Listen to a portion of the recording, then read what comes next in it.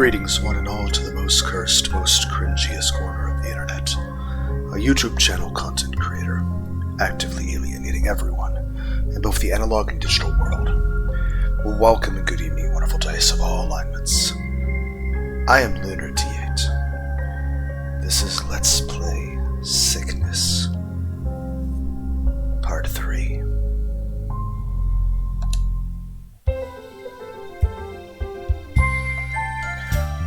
The coward's way out, huh? Good thinking, me. You know, that's a lovely shirt you're wearing. Your hair is such a lovely color. How do you get it like that? What are you talking about? It's natural. You have the same hair color. And your eyes, they're so beautiful, I feel like weeping. Uh-huh. Of course, none of your physical features compare to your wonderful heart. Or at least not any of the visible features. Neither have such a bosom. Cut it out. Honestly, can't you ever just be straight with me? If something happened at work and you don't want to talk about it, just say so. Ha! If only it were that simple. But the stuff I don't want to talk about is nothing like what she's expecting. Rather than keeping quiet out of embarrassment or awkwardness, I'm doing so to stop Sarah from being an accessory, and to not relive such a terrible event. Even so, I do owe her some kind of explanation, and my work hours will probably continue to shift in the future. I'd better prepare Sarah for what's yet to come. Well, I was going to wait until the change was finalized before telling you, but I've changed positions at work. Struggling to avoid my sister's prying gaze, I attempted to phrase my excuse so that it wasn't technically a lie. I did change positions after all, just not at the same workplace. A change in position? You mean, like a promotion? She bought it. Yeah, something like that. That's great. It's about time they recognized how hard you work. Just you watch. Before long, you'll have a cushy office job where you choose your own hours. Yeah, I wish. I may have spent the better half of today just killing time, but the day I get paid to do so is still a long way off. Still, I prefer Sarah's optimism to her skepticism. I'll take overly enthusiastic and unrealistic over gloomy and suspicious any day.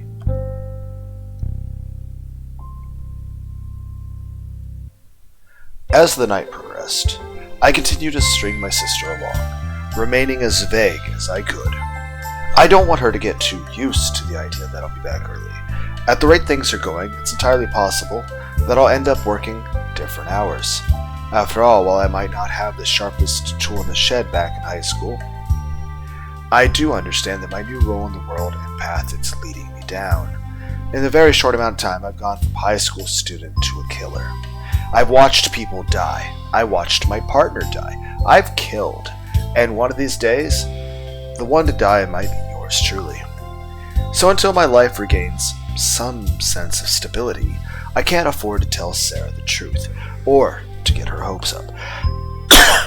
All I can do for her now is to continue providing, and to stay alive.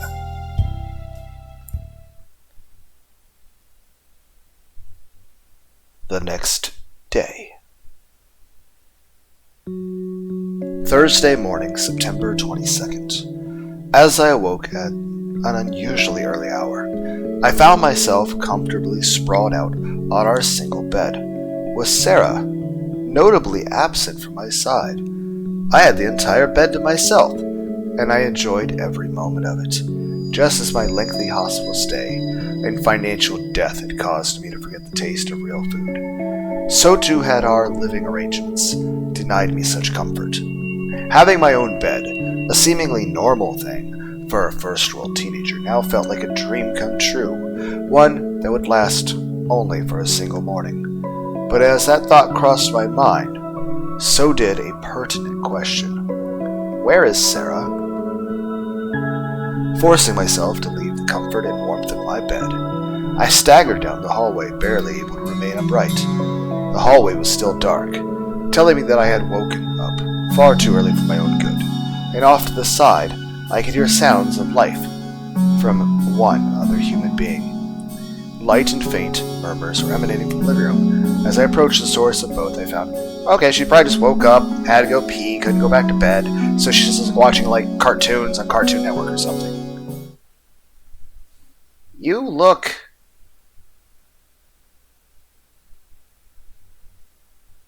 very stressed out.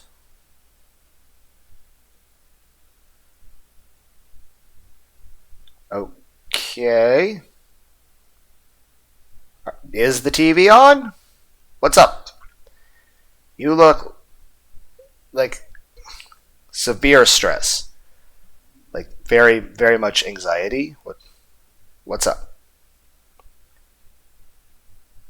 So I don't really hear music, but I hear some sort of ambience noise, which definitely fuels whatever this mood is. Suspense? Probably. No, that doesn't feel right. I don't know what the correct word is. What the hell? The room is pitch black apart from the light coming off the television. Why on earth is Sarah up this early? For that matter, why am I up this early? Not that it matters for me. It's not like I have to wake up early given my new career. But as for Sarah... Morning, Butterfly! I sat down next to Sarah, who was wrapped up in a blanket, cocoon style. Butterfly? Oh, come on. It isn't that hard to figure out. Sarah really must be tired. Forget it. Anyway, what has you so captivated? The sun is barely even up yet. Is it really worth getting up so early? Nod. Sarah bobbed her head as she grunted towards the TV. See for yourself, huh? Okay. And yet he didn't threaten you at all? Aren't you scared that he'll come back for you? What? Not at all. I mean, he did tell me not to talk to the police, but he'd never threatened me.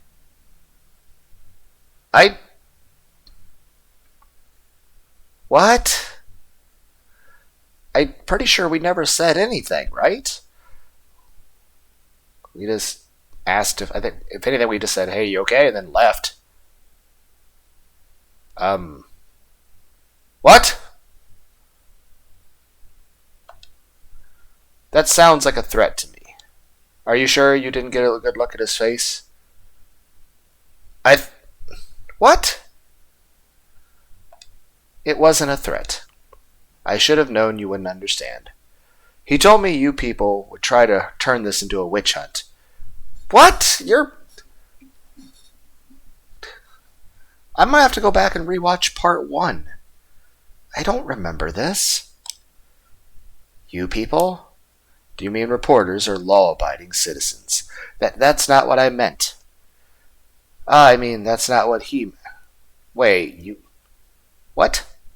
He would... What? He would never... What is happening?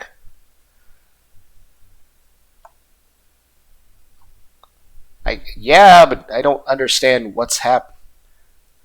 I don't remember saying that. I don't know. Even if she's just making things up, Lucia can't be trusted to keep a secret. I thought I could leave her alone. I thought I could trust her to keep her mouth shut. So I did for her. But if this is how it's going to be, then I'll have to... That seems counterproductive. Wasn't the whole point to save her? That's besides... I mean...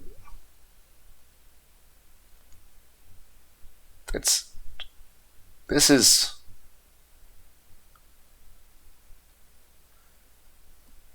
The angry voices that come from the space thorns might not be a good influence.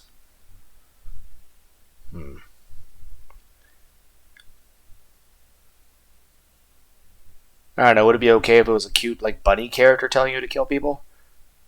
Okay, I get the point. It's a little worrying that my mind jumped straight to that conclusion. But I can't say it's wrong. The girl needs to be silenced one way or another. I don't want to hurt her. I really don't want to hurt a young girl, whose only crime was being in the wrong place at the wrong time. But at the very least, I need to talk to her. Yawn. I guess that's it for the time being. Still a few hours before school. What am I supposed to do? We should go back to bed. I'm tired. You could start by getting dressed. Dressed? Ah. Huh, what a strange sister I have.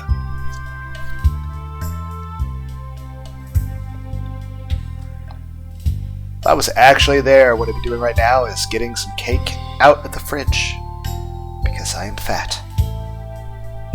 As the hours slowly went by, I also like cake. The rest of our morning continued like usual. Sarah showered, got dressed, made breakfast, and inevitably left for school. I followed much the same routine, gleefully filling my stomach and lazing about as I wondered what kind of misery my work would bring. But as I witnessed the sight of a uniform-clad schoolgirl leaving the house, I recalled that I had another mission for the day, dealing with Lucia K. Just leave her alone.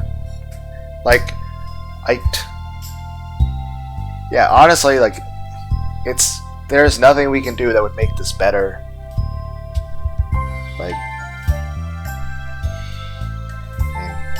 I would say just get some ice cream out of the freezer and watch some cartoons. I'm not productive, apparently. Whatever. I grabbed one of the new knives purchased after my life-changing experience yesterday and headed for the door.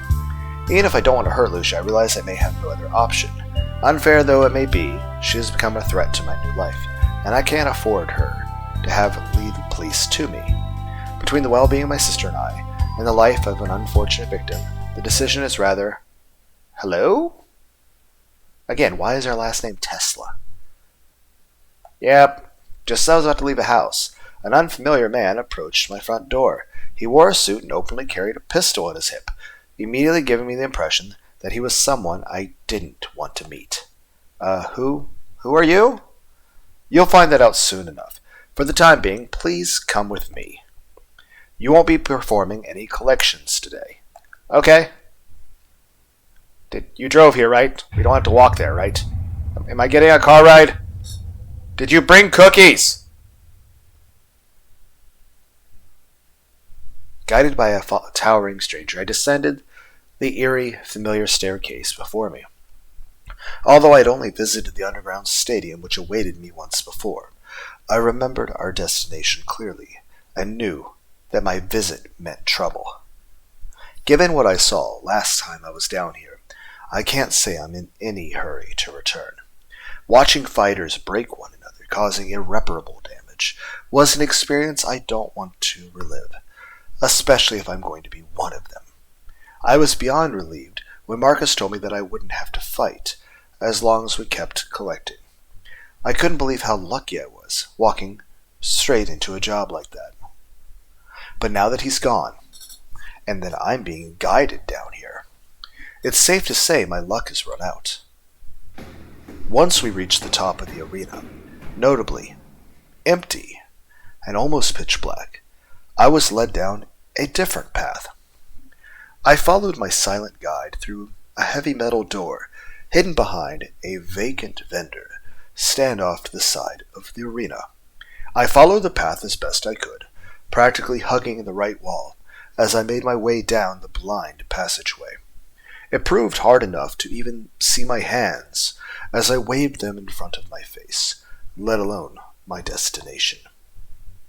All I could rely on was my ability to hear my guide's footsteps. After what felt like the longest few minutes of my life, I finally reached another heavy door, akin to the one preceding it. My guide opened the door before I could walk into it, instead blinding me with the ample light beyond. Once my eyes gradually adjusted, for the first time I gazed upon a person I was beginning to think I'd never meet, yet recognized immediately. Karasu. Good morning, Mr. Tesla. My apologies for having Kane drag you down here this early in the morning. Surprised by Karasu's appearance and polite manner, I reservedly walked into the room.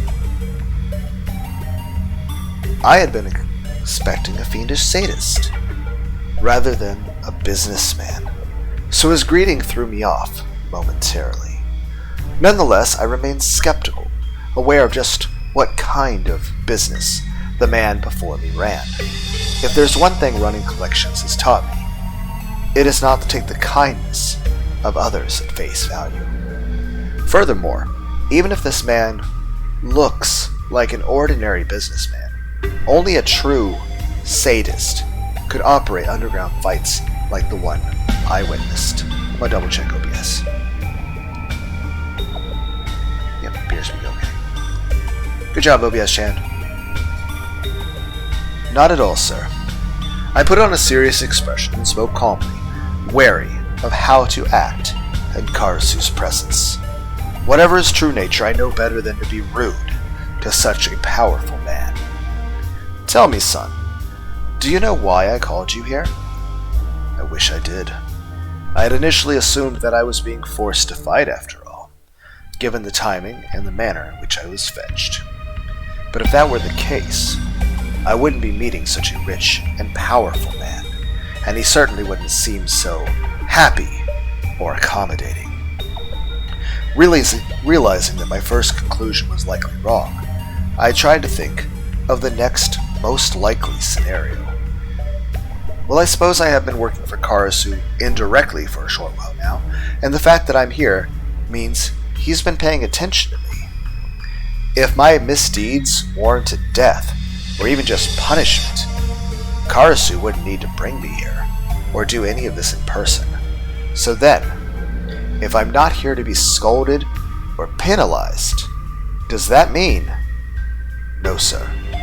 I'd better just be quiet. I don't want to jump to any further conclusions. Oh, not even a little hint. I figured that twit Marcus would have said something. Before his tragic demise, of course. Now, don't be like that. This is a joyous occasion. My child, I brought you here today to offer you a job. Wait, what? Seriously? That's right. You see, my business expands much further than gambling and underground fighting. You might even say that I'm in the middle of building my own empire. In order for my dreams to become reality, however, I require individuals with certain skills. As quickly as my excitement peaked, the uncomfortable sensation in my stomach returned. All the great leaders need loyal subjects capable of executing their master's will, and it just so happens that you're the kind of subject I have been looking for. A healthy, serious young man with desirable skills and a logical mind. Someone who can adapt to undesirable situations without batting an eye, and with no qualms about my business. Karasu spoke elegantly, but the undertone of what he was saying gave me reason to pause. Be my ability to adapt to undesirable situations. He's no doubt talking about my handling of Marcus's death, how I continue to work without delay. But if that's the case, he's giving me too much credit. I'm not as unshakable or devoted as that particular event might make me out to be. I'm just a guy who's desperate for money, and had no idea how to handle what was going on around him. Isn't that everybody nowadays? And you want me? I'm really not the kind of person you're making me out to be. Don't be silly. I know exactly what kind of person you are. I have hired and fired literally hundreds of people this past year alone. It's my job to read a person's character. So believe me when I say that if you weren't perfect for what I have planned, you wouldn't be here. If he's had to fire literally hundreds of people this past year alone, isn't that proof that Karasu's a terrible judge of character?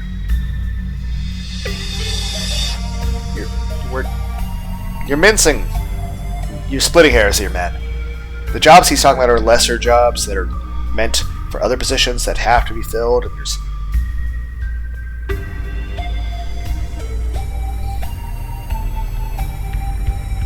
Whereas this job is something that, he is not going to take lightly.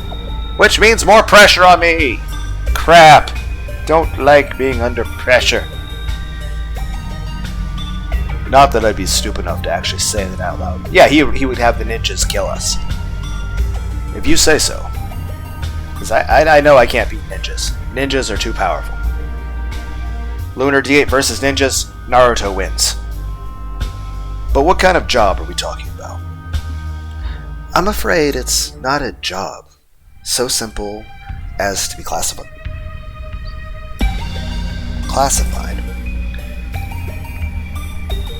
People under my immediate employ rather have a single job, and the same would be true for you.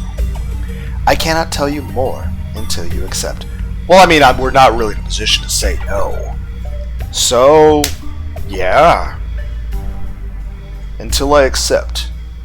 Doesn't he mean unless I accept? Yeah, that's... No!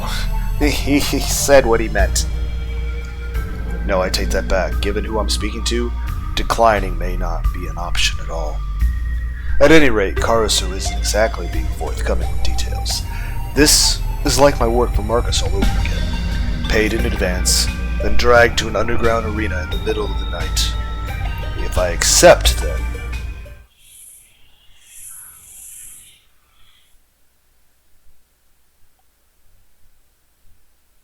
I feel like we just read two different statements. Like, I'll be making more money than ever before. But I feel like there was another thing that was said right in the middle of the screen that might have been important. Not long ago, I was eating instant food and worrying about whether or not I could pay the rent. Even now, my first paycheck will soon dry up, and I'll need another source of income. Working directly for Karasu would be like a dream come true. Isn't that true of all jobs, though? I mean, heck, here's the thing. Does anyone out there actually like their job? Also, I'm pretty sure most jobs are killing the people that do it. But then today, I'm still grateful for my job because I like being able to pay rent and have video games. As opposed to not having a place to live. So, though I'm pretty sure just about everyone out there who's, you're all doing jobs that you don't like, but you have to because you need money. So,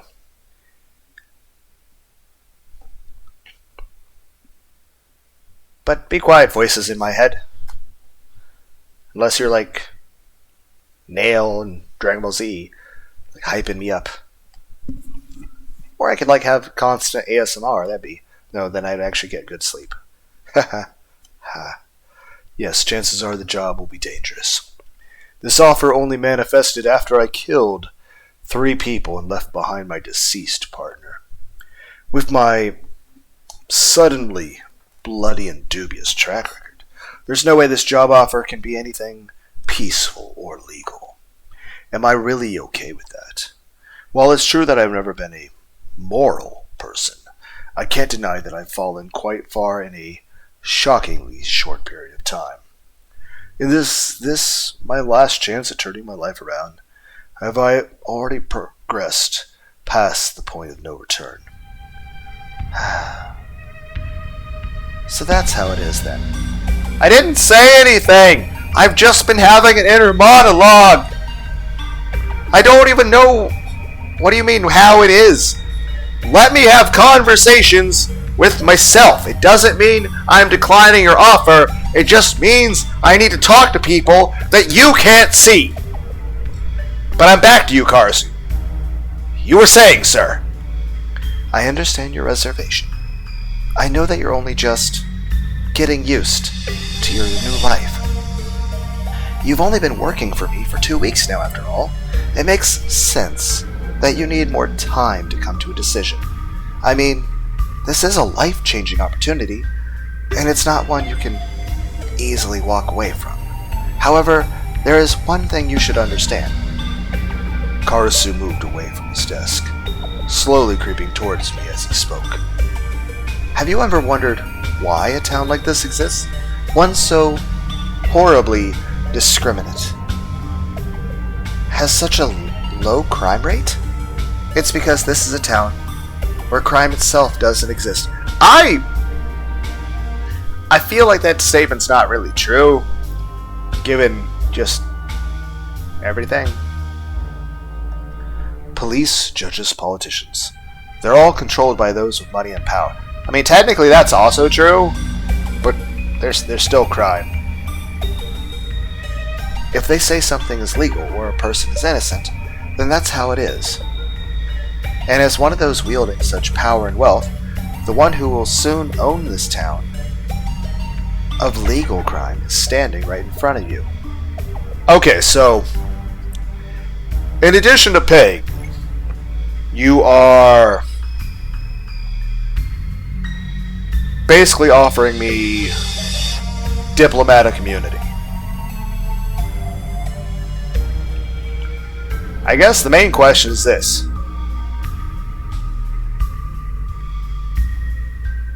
How much are you paying me, and do I get medical insurance? Like, do you pay my medical bills?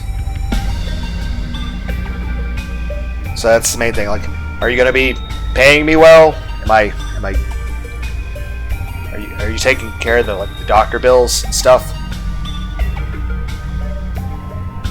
So whether you want to succeed, live an enjoyable life, or simply survive, I am the one you must pray to. I expect an answer by the end of the week. Okay. Thought he was going to give me till tomorrow. Yay, I have a week. Having already lost an hour from my morning, I mindlessly wandered around the city, unsure of what to do with myself. My day had been thrown in disarray the moment Kane showed up upon my doorstep. And with his insistence that I not show up to work, my entire schedule had been cleared. All that left me with was Karasu's proposal, and the weight associated with such a decision. Working for Karasu directly, who would have thought that getting my partner killed would lead to such an opportunity? Whether or not it's an opportunity I actually want, however, is another matter altogether. Speaking objectively, I'd surely be making good money. I'd have a constant source of revenue. I'd be able to look after Sarah, and maybe even rent a place closer to our old home. On the other hand, any job earned through homicide is bound to be dangerous, not to mention illegal. No matter how well it pays, a job that gets me killed isn't worth pursuing. Faced with the dilemma of unplanned free time, I unconsciously made my way toward Andre's gym, ready to put my worries aside as I focused on training my body. Until I arrived, however, my concerns weren't going anywhere. Being a collector may pay well, but it isn't terribly interesting. It's also dangerous, as Marcus's death has shown. With that in mind, accepting Karasu's offer might not be a bad idea.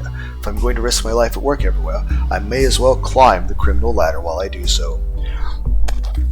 Isn't that just the way all corporations are?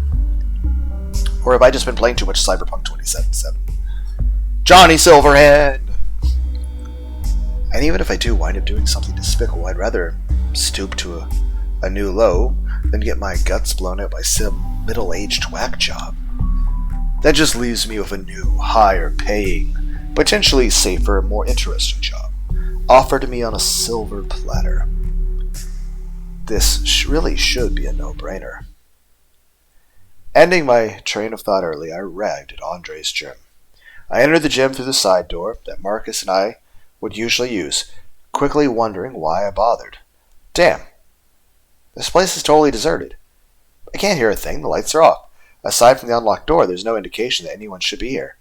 I guess this explains why we've always gone after work. I thought gyms typically stayed opened early in the day, but apparently not. Oh well, serves me right for trying to take the initiative. I turned around to leave, sensing a presence behind me the moment I did. Did we get punched? Cock! What the hell was that? Is someone here after all? Fuck! I tried running to the door, but after a few steps, my assailant struck again. Struck from behind, I fell to the floor without so much as a glimpse of my attacker.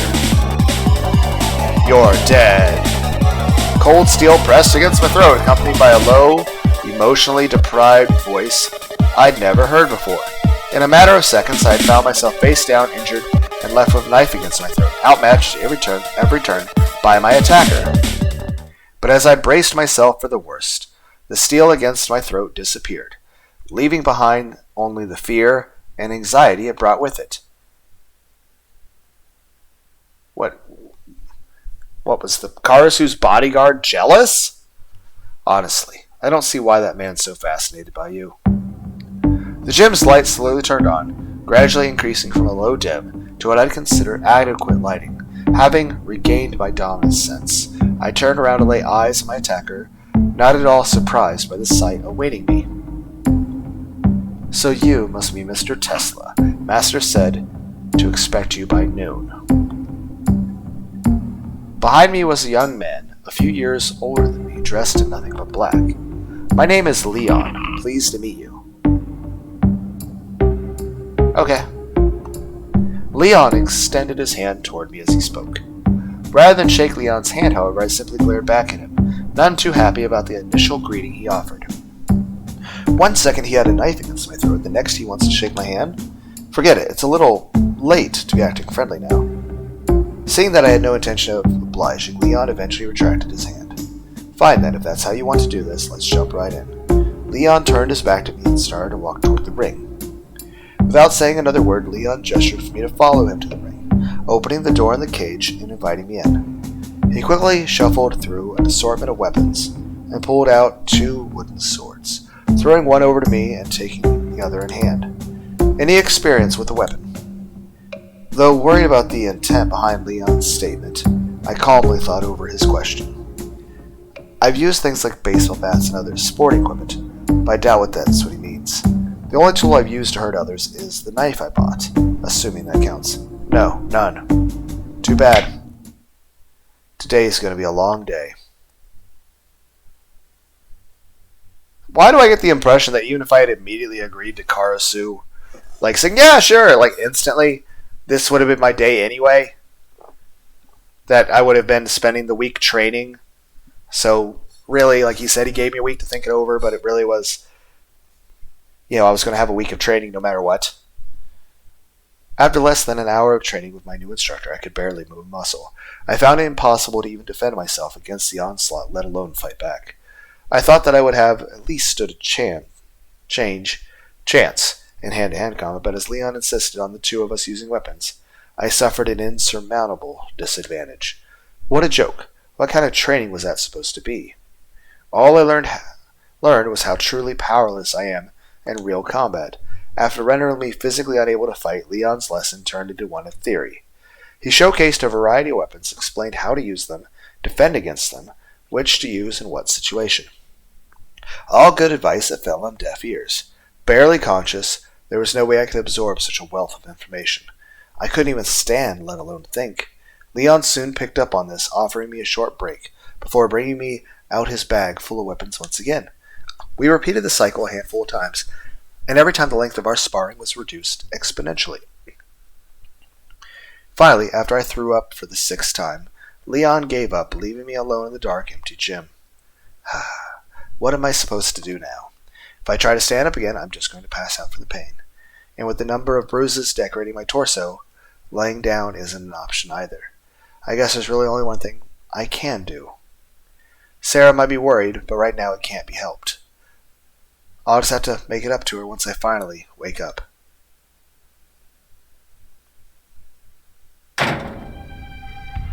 Leon, you're back early. Is the assessment over already? Yes, sir. I see. How did our new friend go? Did he meet your expectations? Sir, the boy has no aptitude for armed combat whatsoever. He doesn't appear to have even basic training in martial arts, let alone enough to survive. I recommend leaving him as a collector and keep your recommendations to yourself. Explain to me in detail what the 2 of you went through. The boy showed up earlier than anticipated and tried to leave soon after entering. I ambushed him in the dark as he turned to leave. He turned around at the last minute, but was unable to defend himself. That's disappointing. It wasn't until I turned on the lights and engaged him in unarmed combat that he was able to adequately protect himself. Whenever we returned to armed combat, however, that's enough. You can go now. You're the one who asked for a detailed explanation. By the end of our first 30 minutes together, he could barely stand. The boy is hopeless in armed combat. A little harder and I would have... Enough. What part of "you can go now" do you not understand? Are you so insecure that you need to talk badly about your colleagues? How pitiful. Colleagues? How could you compare me to that brat?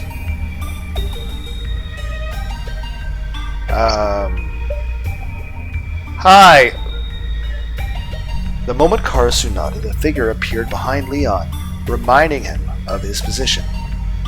You yourself said that he preempted your first strike.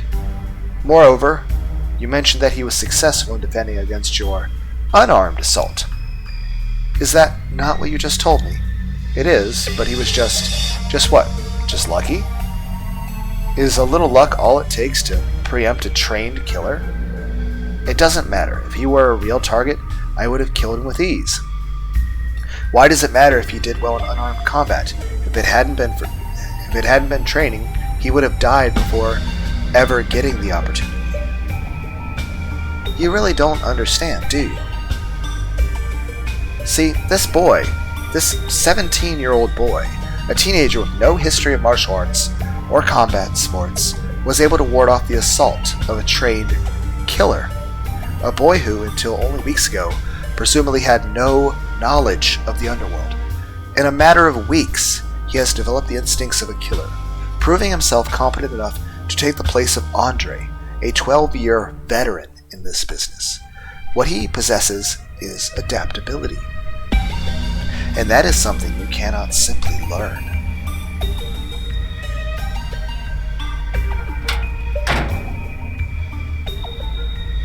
Do you want me to keep an eye on him? Straight to business, huh? Leave him be for now. But if he's stupid enough to make the next move, see to it that it's his last. What, is he like an undercover cop or something? Or is he just going to be like really jealous? Like, how many Oh. Okay.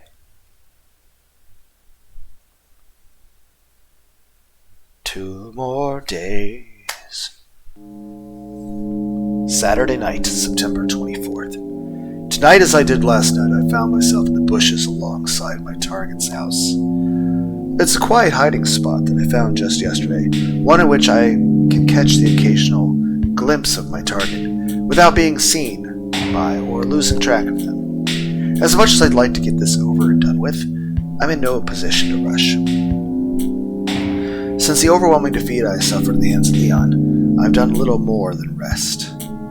I spent half of yesterday just lazing around the house, not moving an inch and certainly not giving a return visit to the gym any thought. But while a relaxing day at home sounds envious to most, there remained just one problem. Sarah. Unable to hide my injuries from the watchful eyes of my twin sister, I copped an earful as she berated me for hours on end. She had no doubt grown suspicious long before I returned home, so when I finally did turn up in the early hours of the morning, covered in bruises and cuts from head to toe, that was the last straw.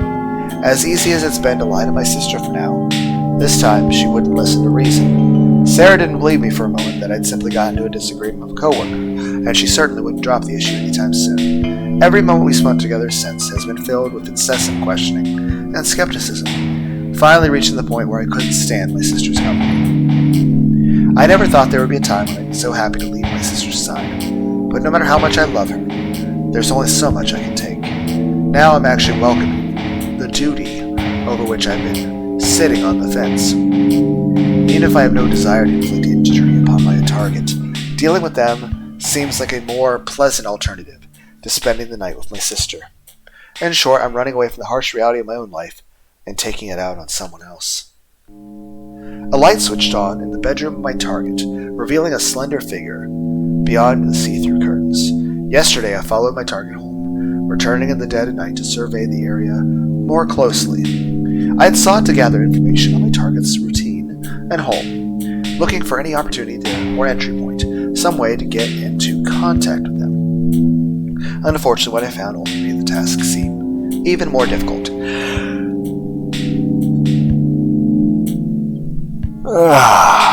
Yeah. My target resides on the second story of a house shared with 2 other people. All 3 occupants sleep upstairs, and the only way to my target's room without risking their intervention is through the window. At this point, my body is far too weak to make such a climb. Even at 100%, I'd have difficulty scaling the side of the 2-story house. Unfortunately, I don't have any other choice right now. With the curtains drawn and the light dim once more, my target finally went to bed, signaling that it was time for me to make my move. Hoisting myself onto the fence, separating my target's house from their neighbors, I grabbed onto the gutter of the neighbor's single-story home. I steadied my body as I stood up, balancing on the fence until the moment I made the first of 2 decisive jumps. I pulled myself onto the roof of my target's house, then quietly crept up to the window, unlocked, and let myself inside. The moment I entered the room, my target's eyes greeted me unknowingly. She gazed at me through eyes full of fear and confusion alike, eyes that questioned whether the sight before them truly reflected reality and what would happen next. Too bad. I'd wanted to finish this while she slept. Perhaps I should have waited a bit longer. My target needs to be dealt with, but that doesn't mean she needs to suffer. Is it really going to be that bad, for her to sit there while we write down a note? I mean, obviously we wanted to do this while she was asleep. Okay, you're asleep, I come in, I take out a piece of paper from your desk, I write down a note, I make sure to wipe fingerprints off the pencil, and then she wakes up and reads the note saying, "Hey, please stop talking about things." And then maybe I raid their fridge and take some ice cream and some Pepsi. We're cool. Is there a Waffle House in this universe? I mean, that'd be the only thing open at this hour. All the other restaurants would be closed. Yes, I'm talking about eating some ice cream and then going to Waffle House. That's fine. I'm allowed to eat ice cream and then go to a restaurant. What if you eat ice cream at home and then go to Dairy Queen? I want to do that now. Okay, fine. Okay, we'll just have to. Heck, at this point, if she's awake, I could just talk to her. I don't need to leave a note now. She's done nothing wrong, at least not intentionally or with malice in her heart. She just needs to be silenced.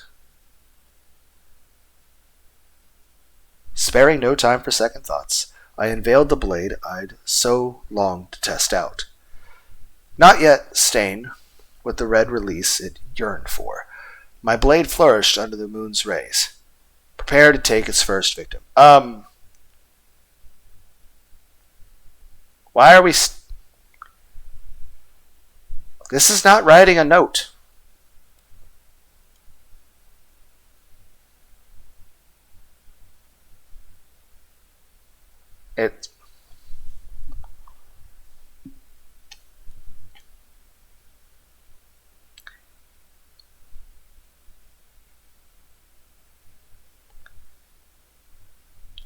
We could just talk to her. You're here to kill me, aren't you? Had this situation been a tad different, this girl may have been spared, but by this point, that is no longer an option. I progressed without saying a word, simply nodding in affirmation.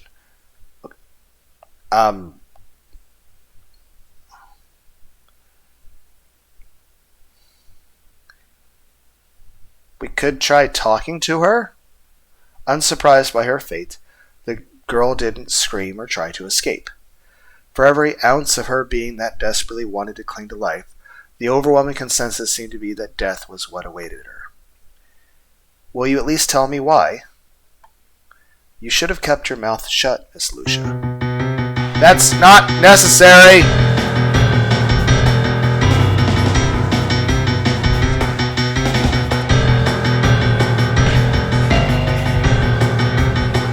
Content to abandon our conversation there and then, I traversed the final gap between us. Lucia didn't try to stop me as I closed in, or even as I sat down beside her. Gasp! A short breath escaped her lips as I wrapped my arm around her and held her close. But she still showed no resistance. Okay, this is the point where... I mean, we could have just wrote a note. We could have just talked to her since she was awake. But instead, here's what we're doing. In order to properly intimidate her, in order to keep quiet, we sat down next to her, and we put the knife to her throat. But we actually have the back of the blade to her throat. And the front of the blade is toward my hand, but it's not against my skin. It's against ketchup packets that I took from a Burger King.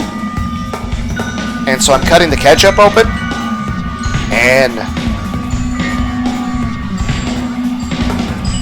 then she's going to look at the ketchup like, oh god, I could have died. And then as I leave, I'll throw like some chicken nuggets and french fries at her and tell her to not say things. That's what's happening, right? Because there's no necessary, it's not necessary to actually kill her. You know,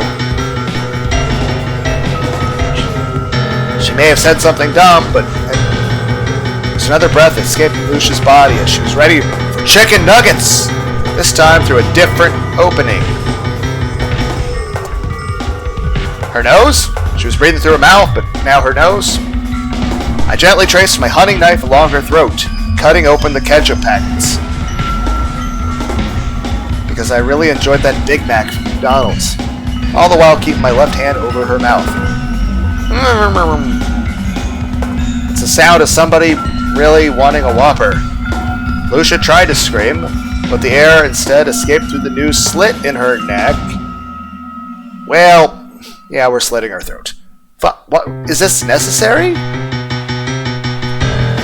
Further propelling the blood spray I had already introduced. Finally, Lucia tried to fight back, but by now she had no strength for which to resist. Her teeth made no impression on my glove during her face. Unfortunately for her, I had learned from my previous kills. No fingerprints, no abandoned weapons, or articles of clothing, and from this position, no blood stain on me. As I calmly analyzed my situation, Lucia's futile resistance grew even weaker. All she could do now was bleed to death, while I avoided the mess she was making. Concluding that Lucia had no strength left which to fight back, I began to look around her room, only then began to realize why she did what she did. Her walls are bare. She has no computer or television, no CDs, not even as much as a poster or handbag. All she has are books and a desk, both of which no doubt exist for sole purpose of studying. Living like that, it's hard to blame her for seeking attention. It's only natural she'd crave a little excitement. Yeah, so... I mean, she's not dead yet. I mean, we could give her a tracheotomy and... I mean, she'd live, right? Too bad she chose to do so by threatening my livelihood. Returning my focus to the task at hand, I noticed that Lucia had lost the last of her will to fight. Her lifeless corpse was still in my arms, kept upright only by the support I supplied. I guess my work is done here. Time to get out of here before...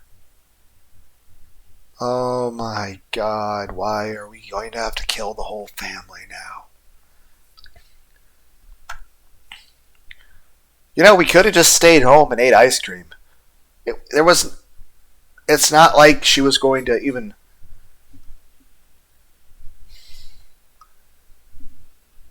This was not necessary.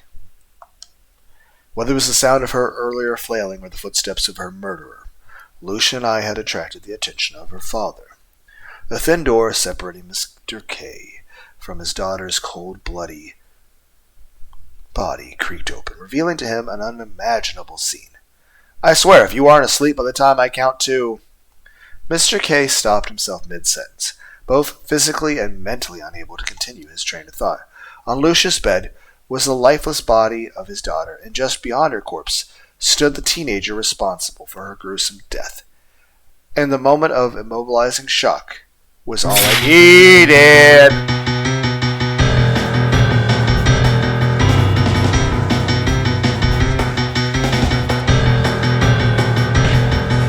Well,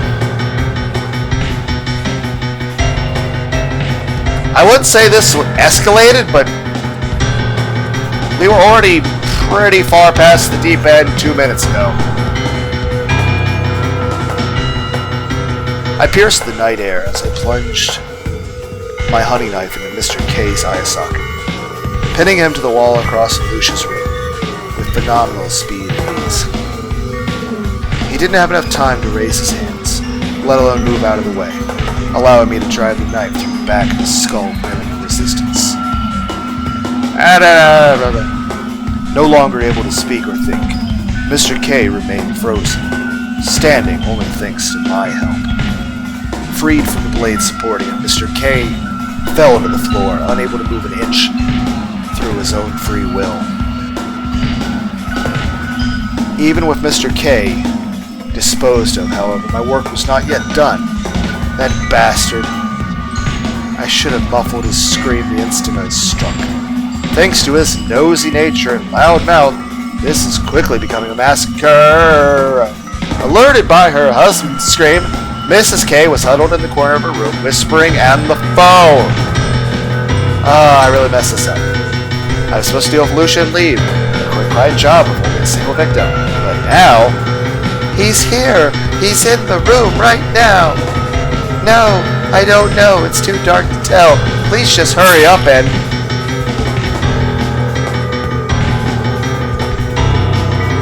Why are we smiling?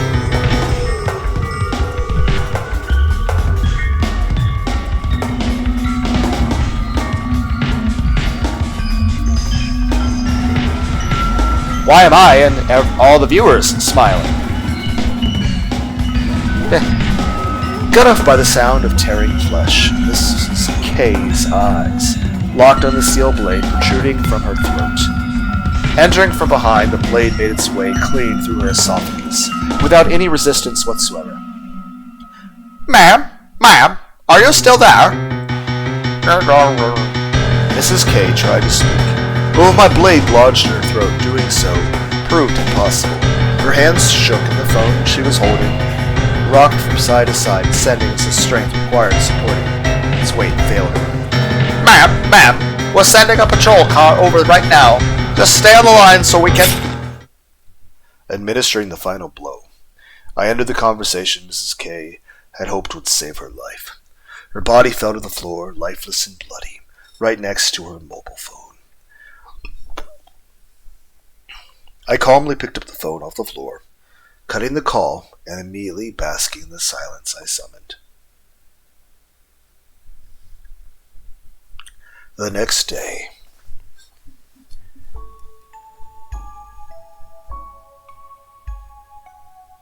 Sunday morning, September 25th. A restful morning of cleared conflict and renewed affection. A morning of peace, quiet, and much needed proximity. Be it her forgiving nature or the absent warmth of her brother, Sarah quickly dropped the issue that separated us only days ago. She has by no means forgotten, of course. Sarah won't overlook the issue anytime soon, but neither will she allow it to come between us any longer. Even if I thought Sarah was being unreasonable at the time, she's undoubtedly a much better person than I am. In hindsight, I think I may have scared her into forgiveness. She'd honestly been scared to death when I turned up in early hours of the morning, bruised and beaten within an inch of my life. She wouldn't admit it, of course, but I could see the concern on her face, as easily as she saw through my deceit. On top of that, I can only imagine how she felt when, on Friday and Saturday alike, I disappeared in the middle of the night. I'm a rotten brother, aren't I? Despite my disappearances and deceit, or perhaps because of them, Sarah sought to mend our relationship the second we began to drift apart. She agreed to stop asking about where I'd been and what I'd done, accepting that I wouldn't tell her, at least not yet. As much as I'd like to put Sarah's mind at ease, I fear that telling her the truth would accomplish the exact opposite. I'm not the vigilante she painted me to be. Well, we were! Until, we ruined Lunar's plan about sharing chicken nuggets. Instead, you murdered an entire family. I was just like, hey, we could show up and be like, hey, you're being dumb. Stop talking to people about the thing. By the way, chicken nuggets. Yay. And then we eat chicken nuggets. And then I leave and never come back. Then I go to Waffle House. But no. But technically the vigilante thing was also... But that was at least... okay. It was justifiable. This is... I liked my chicken nuggets plan better. Even if some of my despicable actions...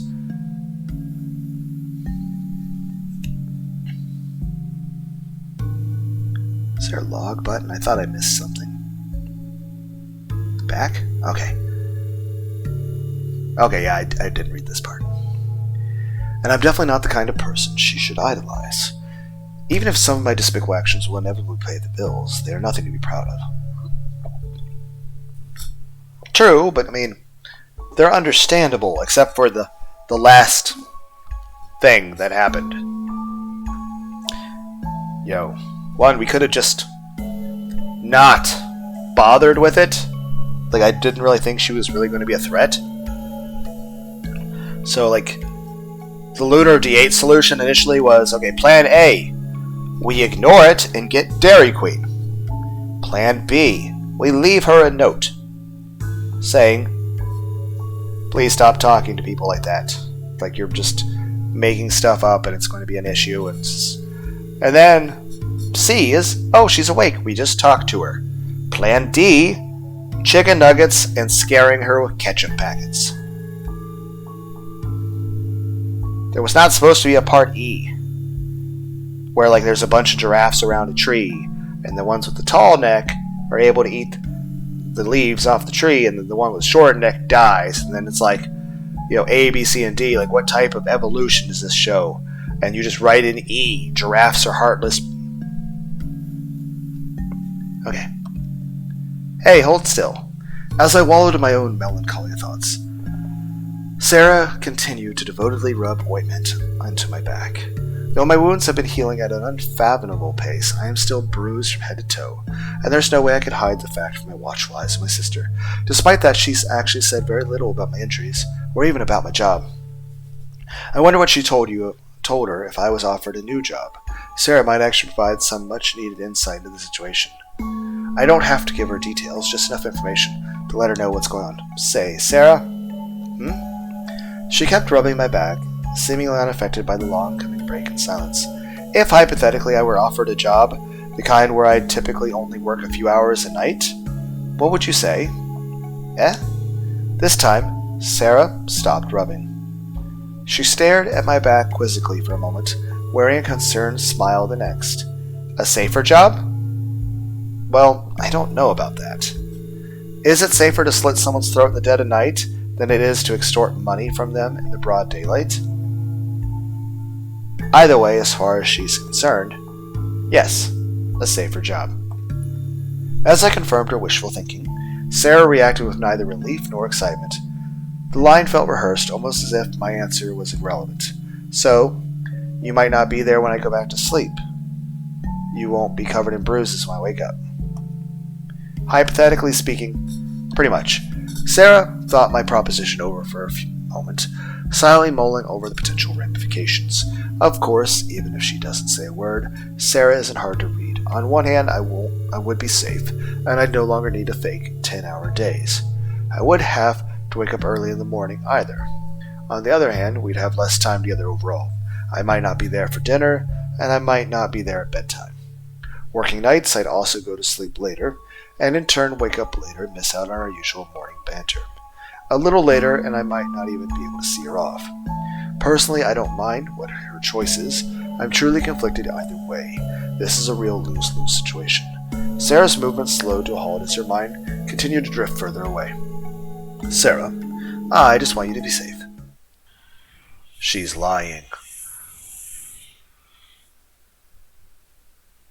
Yes, even I can tell that. Sarah's too honest to lie about her feelings so blatantly. Contrary to the concern she displayed just moments ago, Sarah wants me to take the hard and dangerous route.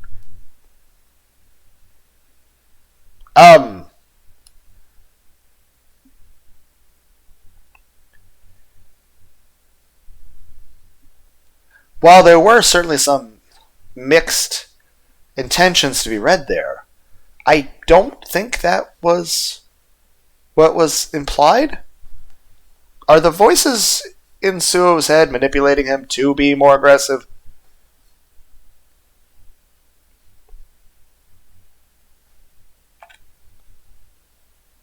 To her, my presence is worth more than my safety. Given the choice between safe, healthy brother who never sees, and a cripple she can spend all day with, it seems she'd prefer the latter. Well, that's not an issue of her preferring me to take the hard route. That's an issue of she does care about our safety. But it's not an issue that she wants us to take a harder route. It's that she would miss us. She values spending time with us. It's her basing, hey, I appreciate this person being around. Sarah finished treating my back, and the rest of our morning went by rather quietly. She spent her time reading and doing her homework, occasionally glancing at the television, while my mind drifted toward a topic I couldn't afford to share. Karasu gave me until the end of the week to reach a decision. And with the night almost upon us, it would appear that I'm just about out of time.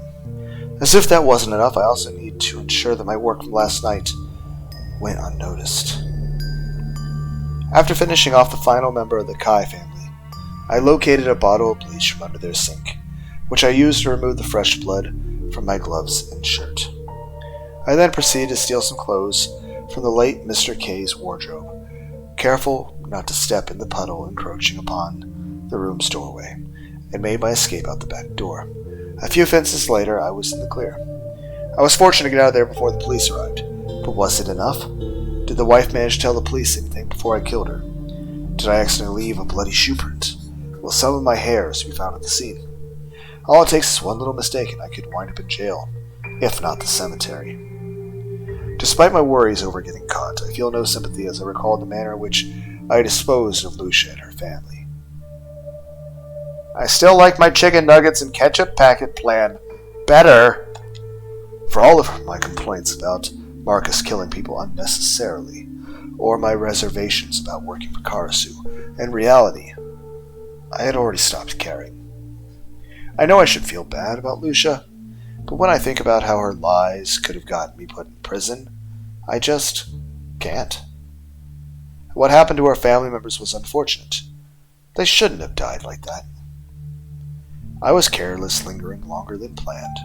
I needed to kill them to make a clean getaway. But now that they're all gone, I just... Pulling myself away from my dangerous thoughts, I found my sister staring at the television, groaning under her breath. Sarah, what's wrong? Nothing's wrong. Despite her claims, Sarah continued to stare at the television, quietly voicing her discontent. What, are you trying to turn it on telepathically? Shut up. And don't you mean telekinetically? Ouch, even when she smiles away, Sarah still corrects me.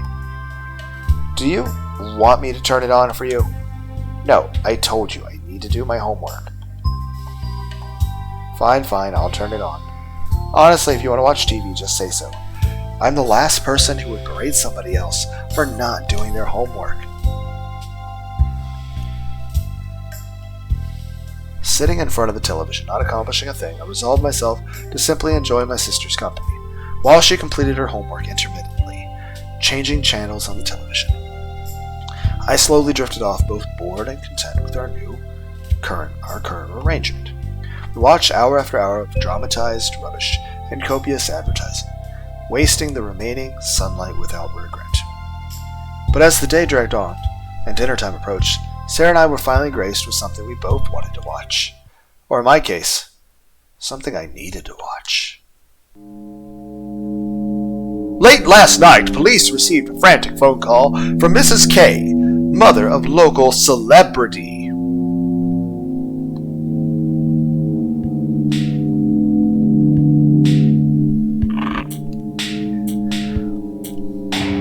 Why do I feel like I want to blame the reporter now? Is that a normal thought? Am I the only one having that thought? That I feel like the reporter is to blame for this circumstance of everyone being dead? Is that normal? Do other people think that? Feel that? I don't know. Lucia K, who was saved by a supposed vigilante less than 1 week ago. When police arrived on the scene, Mr. and Mrs. K were both found viciously murdered inside their home, already beyond saving. Mr. K's death is believed to be almost immediate, whereas Miss K died more slowly from blood loss. There were no signs of a break-in, nor any indication that anybody had been invited into the home, leaving police without any suspects at the time. I quietly sighed in relief as I heard the good news, though I remained skeptical as to whether or not it was the truth. Why would the police admit to not having any suspects, or finding any trace of a person being there? I know Karasu alluded to the fact that the police here are easily bought off, but this smells more like a trap than a case of corruption. The sole survivor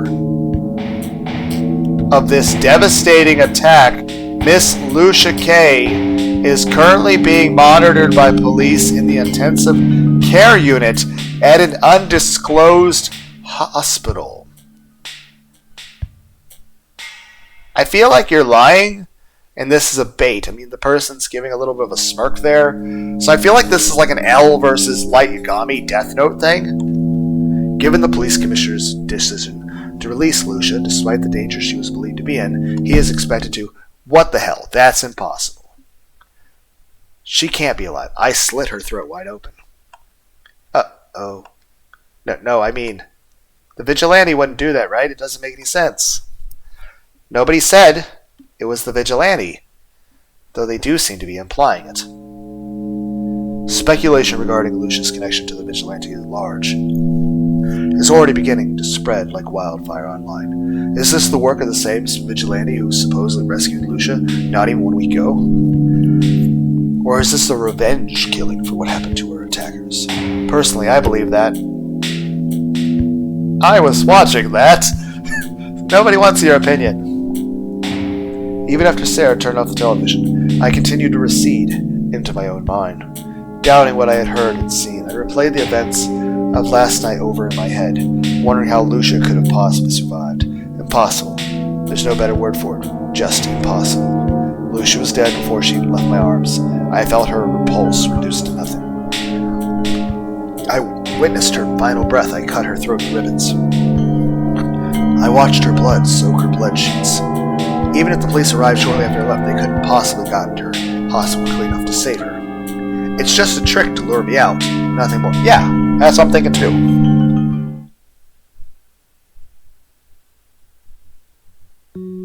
As I continued to indulge in dangerous thoughts, nightfall finished consuming the sky, bringing an end to my predominantly uneventful day.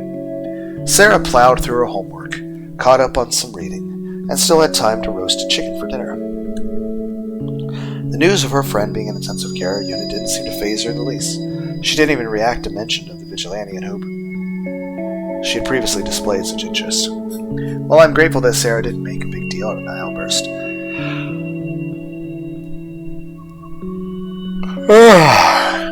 I am a little worried about her lack of reaction. Considering our own situation this past few days, Sarah's probably afraid to make any waves, not wanting the two of us to fight again. If that is the case, then I don't know whether to feel guilty or relieved. Once Sarah was asleep, I quickly slipped out of bed, carefully placing her arms around a pillow in my stead. I tiptoed through the room, then made my way to the door, remaining as quiet as I possibly could. Sorry to do this to you again so soon, Sarah, but tonight I have something important to take care of. Okay. Retracing the route I had been escorted along twice before, I used Marcus's key, which I had received from Karasu after our last chat, to enter the stairwell leading to Karasu's underground stadium. Once there, I then headed towards his office, not encountering a single person or well-lit room any sign of the way. Faced with the heavy steel door I had passed through only days ago, I knocked and waited for a response. Light poured out of the room into the dark passageway, assaulting my eyes in the same manner as before. Once my eyes adjusted, I found Karasu waiting on the other side of the door, seemingly absorbed by the content on his laptop. Welcome back, Mr. Tesla. Okay, do you actually live here? Like, I was half, it's the middle of the night still, man. Like, are you a night owl, or, like, are you just not going to be in a suit and you're just, like, going to show up with PJs?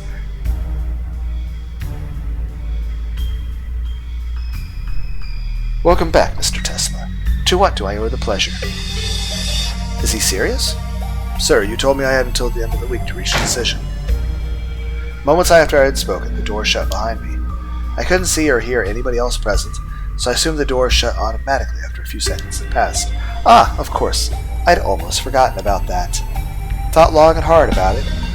Have I ever? It may have be a forgettable matter to Karasu, but to me, this is a life-changing decision. I think he was being facetious, man. Working for Karasu, being forced to do despicable things for impressive sums of money. When it comes down to it, that kind of John offer one must.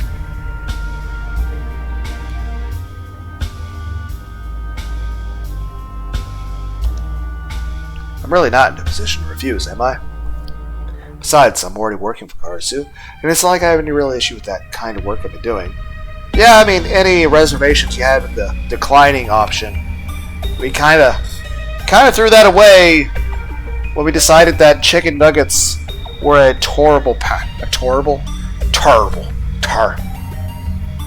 whatever. Fuck you.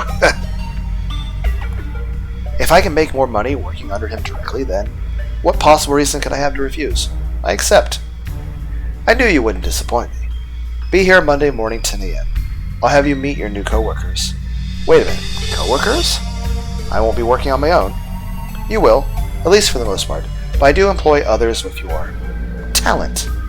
You will be assigned work by your peers, participate in meetings to discuss potential targets. You know, typical business stuff.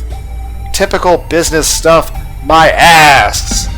What happens if I fail an assignment? I wouldn't worry about that. There's a reason why I employ more than one person with your talent, you know. If you can't complete an assignment, one of your coworkers will step in. Though you should know that you get paid per successful assignment. If someone else takes on your assignment for you, they will take your pay along with it. Although Karasu answered my question, he still made no mention of what an assignment might entail, and offered no further detail regarding what my talent might be exactly. As he said from the beginning, Karasu appeared to be telling me the bare minimum, making sure I was on board before divulging more than necessary. So, any questions? Just as I had begun to wonder what Karasu wasn't telling me, the man asked an enticing question, as though sensing my unease. So it's not that he won't tell me, I just need to ask the right questions. Okay, then, with everything Karasu told me, what's important information he left out? When you say we're paid per assignment, just how much are we talking about? Oh, curious about how much you'll be earning, huh? Your remuneration is proportional to the difficulty and execution of the assignment in question. Further to that, this service I offer doesn't come cheap. You'll never go broke working for me. Rest assured that you will make an easy living. The exact amount is up to you. Okay. That's all that mattered. So, 10 a.m. tomorrow morning, ready for work? That's right. From Monday onward, you are one of my elite.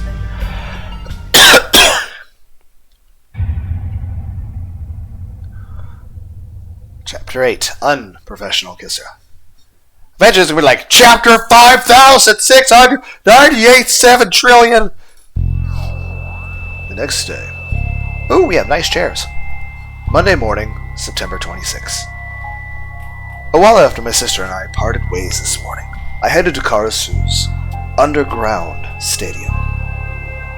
Taking the same route I had traveled several times before.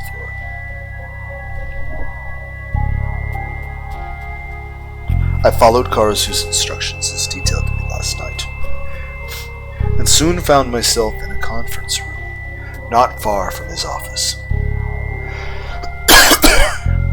Although there were several chairs surrounding the large, circular table, I was the only person inside the eerie room, and had been since the moment I arrived.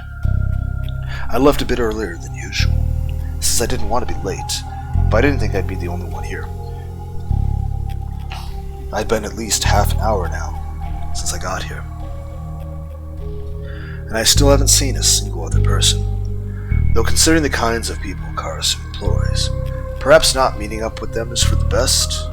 Despite promising to give me more details of my job would entail, Karasu failed to tell me explicitly what I would be doing.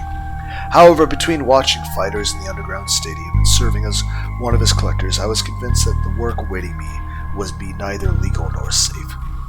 Oh, morning. After what felt like an eternity sitting alone, the first of my coworkers finally arrived. Better yet, he was a person I recognized immediately, and someone with whom I hadn't had any altercations. Good morning. I guess the others aren't up yet. It'll probably be a while before they all show up. That's just great. Why did Karasu tell me to come here so early if the others won't be here? Oh well, ready for your first day on the job? As ready as I'll ever be, I guess. Fair enough. It'll still be a while until everybody's here, so I guess I should give you the rundown, huh? Sai certainly isn't about to do it. Nor should I. Earn your pay, Kane. Whoa, what the heck, man? Thought I was alone until just now. When did he get here? Yeah, understood. Well then, Suo, for starters, do you know why you're here? Why I'm here? To meet my new coworkers. No, not that. I mean, do you know why we all meet down here? What we discuss? Why we bother to meet at all? Oh, not really. Karasu didn't say much about who I'd be meeting with or why. Figures. First and foremost, we meet down here to assign work. Targets are divided up according to urgency, difficulty, and individual skill sets. For example, as the newest recruit, you won't be given anything fatally urgent or difficult. Conversely, as the most experienced and capable among us, Sai takes the more urgent and dangerous threats. Are you with me so far? Yeah, that makes sense. Good. Now, if you want to go a little more in-depth, targets are further divided into 3 categories: Euclid, Cater, and Safe. First are the paid kills. Simple motives, simple money. A client indirectly approaches Karasu with the downed payment and the necessary details we get to work. These are usually people from out of town, whom we can't be linked back to, whose deaths won't result in one of Karasu's businesses losing a potential employee. Second are the troublemakers, people making Karasu's life or our lives more difficult. Karasu doesn't make any money from these kills. They're all about reputation and to send a warning to others. Last but not least are uncooperative businessmen, or as Karasu calls them, financial blockades. They could be business owners whose land Karasu has set his eyes on, investors in rival companies, or politicians trying to put an end to Karasu's imminent takeover. Still making sense? Absolutely. Thank God Kane doesn't beat around the bush like Karasu. Targets, kills, payments. If Karasu was this direct, I wouldn't have had to assume the worst. I mean, I figured from the beginning my job would be something like this, but I can't complain, given how many people I've killed for my own selfish reasons. But still, it's nice to get confirmation. Wonderful. Keep in mind, of course, that it ultimately makes little difference why your target must die. Yeah, I don't think Suo has those scruples now. I mean, like I said, he said no to chicken nuggets. But why? You know what I want? I want some Frank's Red Hot Sauce. Focus on the game! I'm trying, but I'm hungry. We literally have a fucking bag of Doritos right fucking here. Okay. Where was I? Alright. Keep in mind, of course, that it ultimately makes little difference why your target must die. You only need to know who and by when. With that being the case, man, 10 a.m. already. Wait! You! No!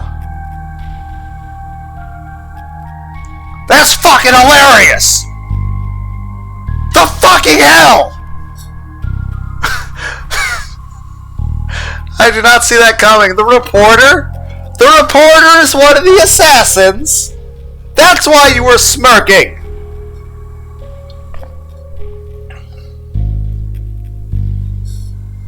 So, do you know that was me? The fucking reporter!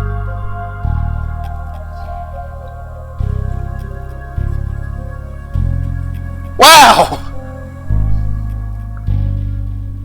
I did not see that coming. Also, that outfit looks really, really nice on her. Tell me about it. Whose idea was it to wake up at this ungodly hour? Quit whining. If you don't fuck about so much, you might actually have a proper sleeping schedule. Okay. Alright, okay, is it just a similar art style? I'm pretty sure that woman is the reporter. They look identical. Or am I just... Is my memory bad? But that was totally the reporter we saw on the news last night, right? Sigh. I guess the rest will have to wait until later. Take a seat. We'll begin any moment now.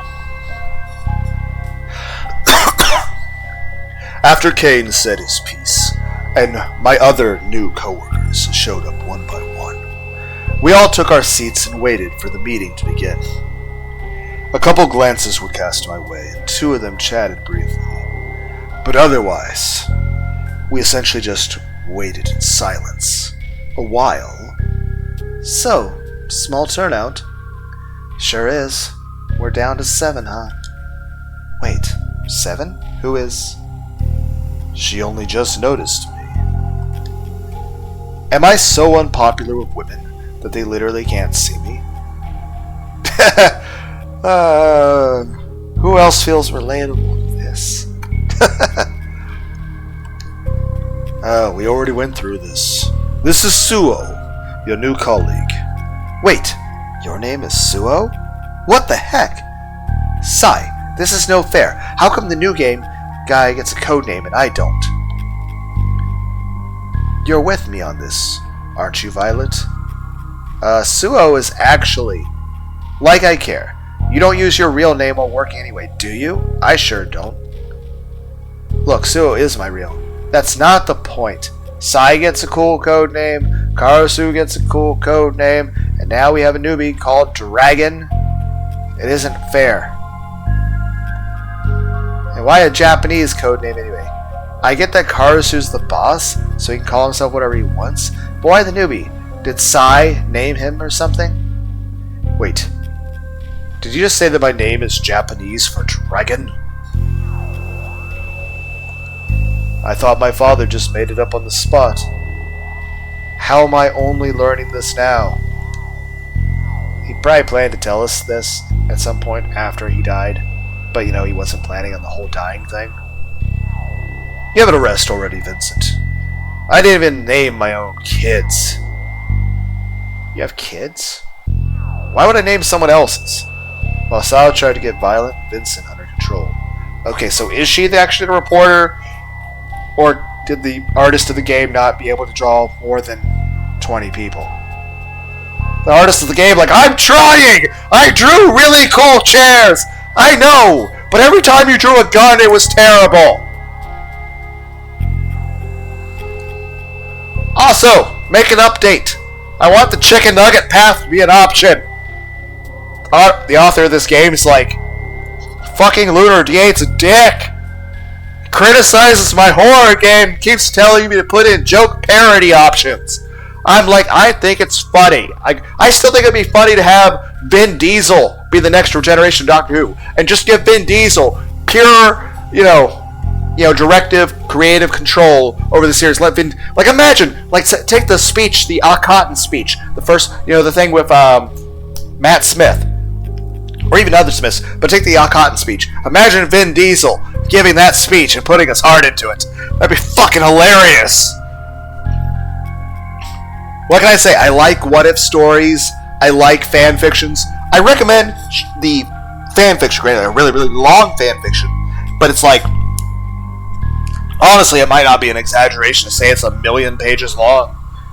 But Shinji Ikari from Evangelion, there's a fan fiction called Shinji and Warhammer 40k. Fucking awesome.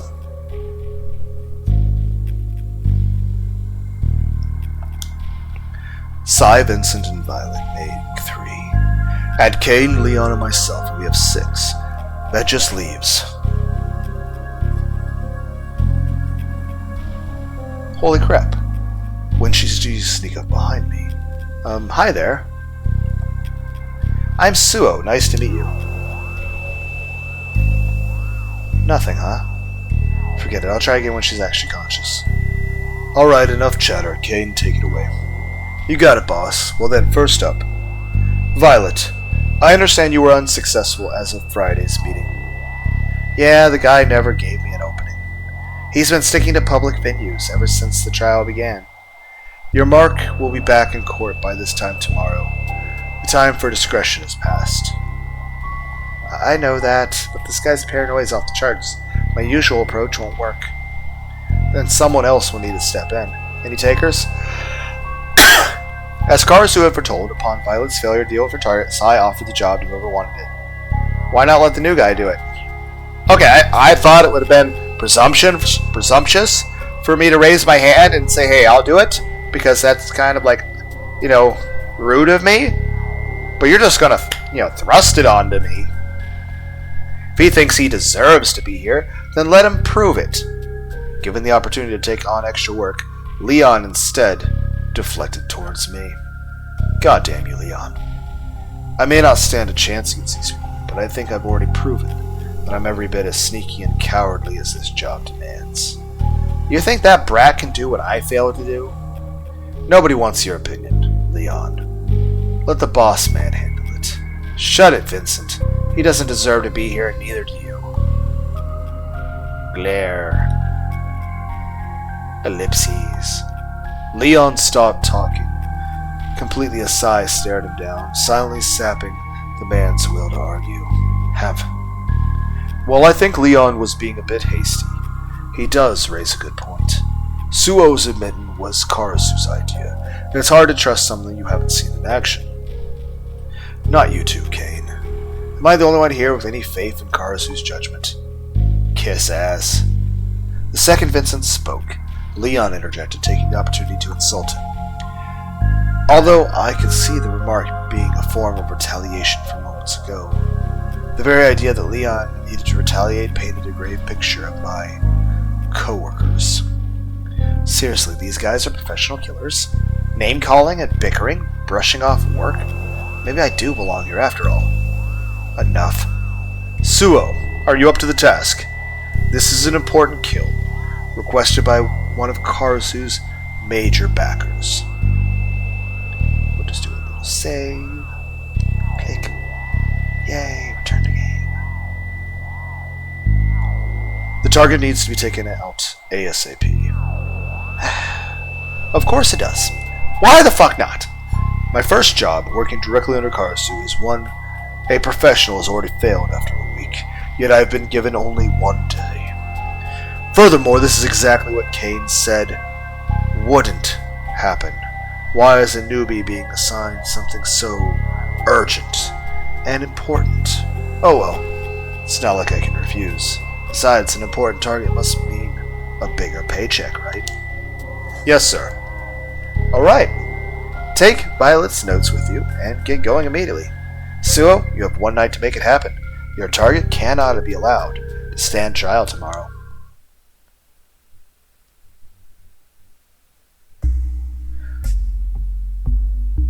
Following Sai's orders, I left Karasu's headquarters without delay, quickly stopping off at home before leaving for my first assignment. I put on an outfit I purchased without Sarah's knowledge, careful not to risk getting any blood stains on my own clothes, and grabbed one of the knives I'd recently purchased. Prepped and ready to go, I then vacated the premises as promptly as I had arrived, making my way straight to the nearest bus stop. While my first mode of transport for the day chugged along, I pulled out the notes Violet reluctantly handed over. The first page contained general information about the target, including his name, occupation, and home address. The following pages detailed Mr. Durst's usual hangouts, observed traits, and handwritten notes about his activities, and most likely jotted down by Violet herself. Judging by Violet's notes, this guy seems just as difficult to nab as she had warned. Easy to find, often frequenting the same venues, but very difficult to actually finish off. Violet's notes detailed how she tried to seduce the man. On the first day, she waited until he was drunk, pretended that they knew each other, then slipped arsenic into his drink. On the second day, Violet paid a stranger to cheer her friend up, handing her a key to a certain motel room in which Violet then waited. Every day, and often more than once per day, Violet would put on a disguise, pull a new scheme, and succeed only in making her target more wary. No wonder Violet didn't get anywhere. Reading through her notes, it sounds like her target's paranoia is off the charts. He knows that his life is in danger. Because of that, any attempts to get close to him will fail. Simply by reading through her notes, I gained a fair understanding of Violet's methods. Using seduction to put her target off guard, she would then use either poison or a silenced pistol, depending on the deadline and location. While I'm sure Violet's methods are usually effective, a direct approach is undoubtedly better against someone this paranoid. And while Violet may be stuck in her ways, I have no such weakness. I'll do whatever the situation calls for, and by the end of the night, Mr. Durst will die. With my blades concealed. What am I, fucking Ezio from Assassin's Creed? Now we just need a little...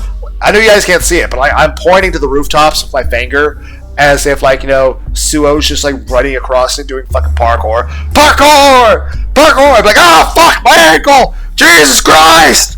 Ah! Ah! My ankle! Back! And you guys get it. And then we would go to Dairy Queen. Okay. With my blades concealed beneath my shirt, I headed to the first location on Violet's list. The target's most frequented hangout. Most of the locations she detailed were bars, and this stop was no exception, perhaps feeling safe there. Given the bar's proximity to his house, Mr. Durst began to visit the same bar daily since Violet started stalking him. I'd like to call this guy a crazy drunk, but given why I'm here, I suppose his paranoia and alcoholism are justified. Whoever he pissed off, they've commissioned his death. And unfortunately for Mr. Durst, I don't plan on having a moral epiphany anytime soon. As I reached the bar, I peered in through the front window, setting my sights on Mr. Durst. A moment later, son of a bitch, he's drinking this early in the morning. Oh, I guess it's no surprise that Violet was chosen to take him out. Anyone who visits a bar this early in the morning is begging for some company. If he were just a little less paranoid, chances are Violet's approach would have worked. While I can't say that I'm attracted to... Oh, I think she's fucking hot, but okay. I can't say that I'm attracted to Violet myself. I can at least tell that she's the type to get whatever man she wants. A bit of alcohol, some sweet words, and before they know it, her target is tied to her bed, begging her not to pull the trigger.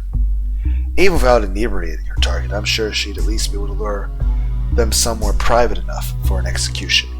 So, why did she fail? In my case, I have the healthy excuse of being attracted to people my own age, but as for Mr. Durst, he couldn't be like Andre, could he?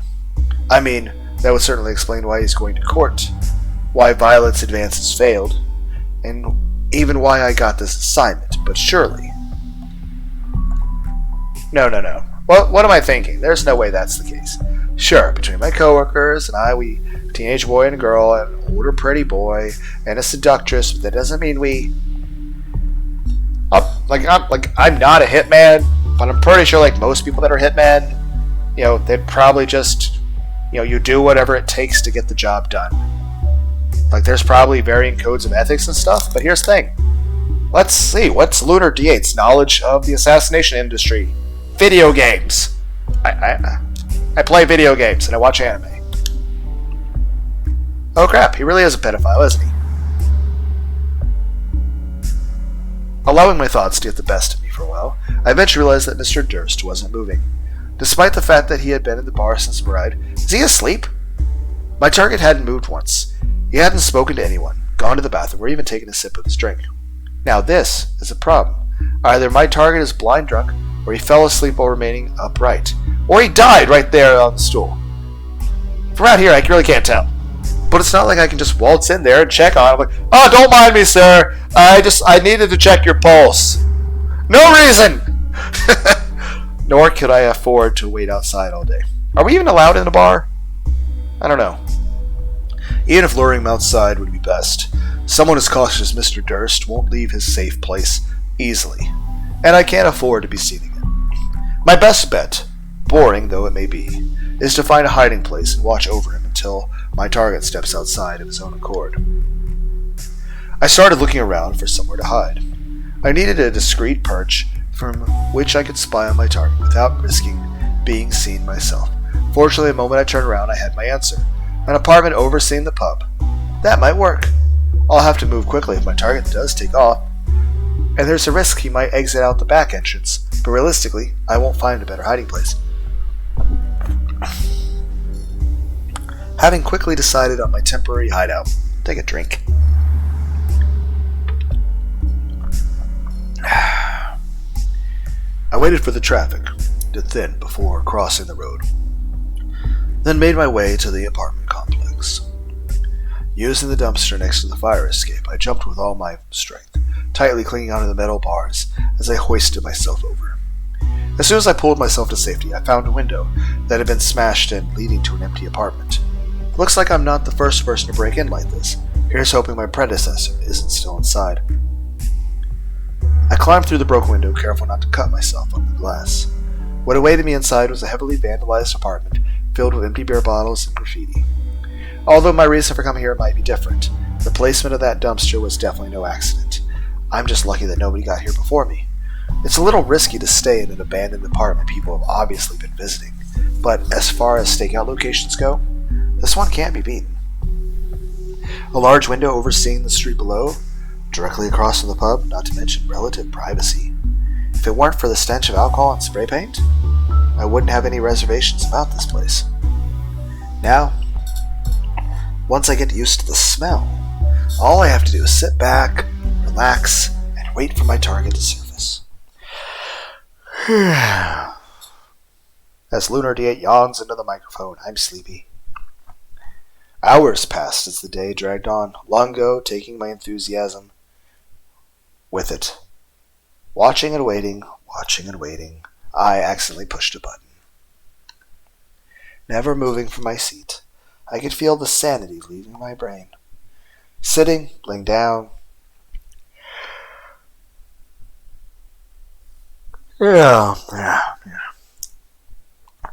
Stretching, sprawling across the floor, I did everything I could to think of and remain attentive. But no matter how long I waited, my target never emerged. There it is again. I'm not crazy. That was definitely my stomach. Oh, that was not my stomach. There was someone else here watching me. Subconsciously realizing that the paint fumes were getting to me, and that I hadn't eaten since before 8 a.m., I tried to calm myself down. Again, that was definitely a person moving around behind me. Or a rat, or a possum, or a pigeon. Do rats' stomachs growl? Could this place be infested with rodents? I'd better not fall asleep. I don't want them nibbling my face and giving me the plague. I'm cold, tired, hungry, and bored out of my mind. Worse, I think the fumes are getting to me. I've been hearing sounds on and off all day. Holy shit. Time continued to pass, leaving me alone in a cold, dark, empty room.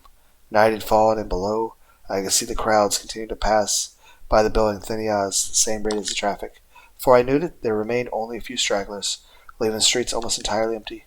It was at this point I reached a worrying realization. Yeah, that's a worry. I hate to admit it, but that is a possibility. He could have escaped out the back door, slipped out while I was moving around to attempt to stay awake. He could have left while I was trying to get into this damn apartment, for all I know, leaving me to waste the entire day in solitude. Maybe I was mistaken from the beginning. Maybe he was never in there at all. If that's the case, then No sooner had I begun to panic than a single figure left the pub.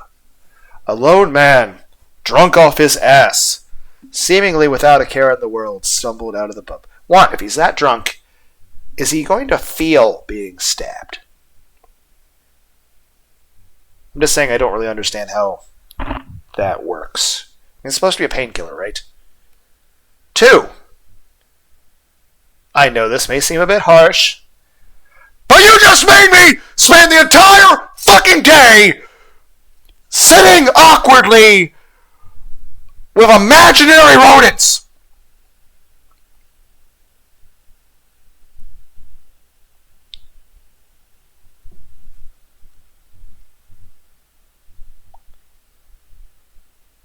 We are about to be very, very busy, sir.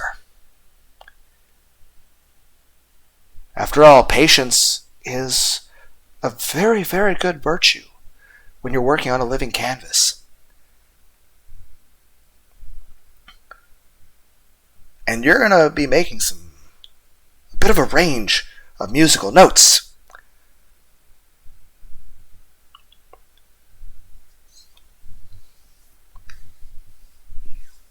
For making me fucking wait this fucking long. Could have just been a stab to your back. That could be done. But you made me spend the entire day. I have not had any snacks. There is no freezer. There is no ice cream. I do not have caffeine. I do not have a fucking Red Bull. It'd be one thing if there wasn't the fucking paint fumes, if there weren't possums crawling across the fucking ceiling, whispering about Jesus. No, you made me sit here the whole fucking day dealing with that. I am going to learn how to do a Mortal Kombat finisher on you. It's going to be like up, up, down, left, right, Konami code. Dairy Queen. You son of a bitch. Fueled by panic, rage, and excitement. And everything else that would... Yep, of course, adrenaline, yeah. And every other adrenaline-inducing feeling man is capable of, I ducked through the broken window and dropped down the exterior fire escape. Benzene! Glict. Herzeleid. Missing the dumpster. Ow! My ankle! Son of a bitch! Missing the dumpster completely and immediately racked my body with pain. Just enough to wake me up. Who needs Red Bull when you can have fuck? With my ankles, I called it! Screaming at me, I sprinted towards the pub, quickly locking onto my target. But with passerby still prevalent, and cars driving by every 2 seconds, locking onto is all I could do. There's too many people around, too many potential witnesses, not to mention would-be heroes and cops. I can't get impatient now. I'll just need to tail this guy for a little longer. I've made it this far. Waiting a little longer won't kill me, but sure as fuck gonna fucking kill him!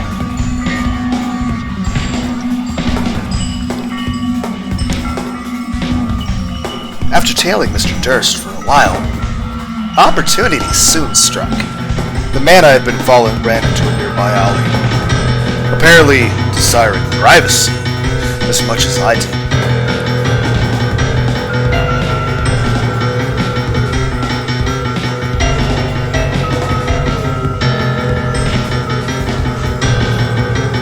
We are not waiting in that fucking apartment yet. But I expect something. No, I'd better keep my distance. I wouldn't want to get caught out at this point. I've come too far to get careless now. Yes. After a few minutes, my target emerged once more. He probably... Oh, so I should have stabbed him then? Wouldn't he have just used the bathroom? You know what, fine. We'll find out what happened. If it was bad, we will reload. Yeah, I'm stabbing you. Of course it is. And it's about goddamn time. Now where did that drunk go? Come out, wherever you are. A little game of cat and mouse will certainly help brighten up this otherwise dull day. I wonder if... I knew it! I fucking knew it! I knew that someone after me! Here you are! You're paranoid, I tell you! Could never happen, tell me! Where's paranoid now, huh? Ah! Well, damn, that was careless. What's wrong? Didn't think I'd catch on? You thought you'd just take me out of the equation, and that'd be it, huh? I'll admit, you had me going there for a minute. I thought I'd really gone insane. But here you are, caught red-handed. Now the only question is, what do I do with you? Kill you and send a message to your organization? Okay, that's just a fucked up. I was trying. Okay. Or hand you over to the cops so they can make you talk. Decisions. Like I'd let that happen. I didn't waste the entire day watching this bastard from afar, just to play role reversal. Unfortunately, as long as he's waving my gun around, I can't be too hasty. I don't want this to be repeated the incident with Marcus. I need to make him lower his guard before I make my move. No, please, you're making a mistake. I just saw you stumbling in here and wanted to make sure you were okay. Shut up, I know exactly who and what you are. If you think you can talk your way out of this, you got another thing coming. Shit, he's not buying it, and I'm only making him more angry. Stay focused. I'll have to risk it. I began to remove the knife from behind my back, as slowly and as discreetly as I could, preparing to rush the man's last-ditch effort. What's wrong? Giving up on playing the innocent victim? Not that I believed you anyway. I will present my side of the story in court tomorrow, and there's not a damn thing you can...